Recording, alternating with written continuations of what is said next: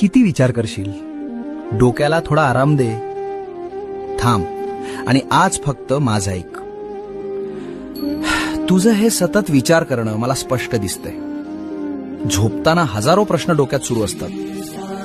उद्या काय होईल, तसं का घडलं.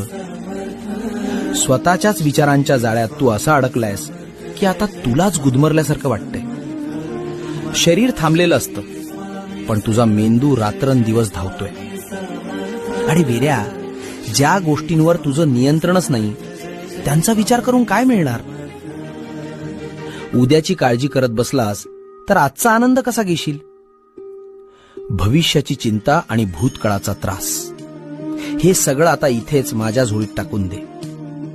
तू फक्त प्रामाणिक कर्म कर, बाकी सगळं मी सांभाळतो.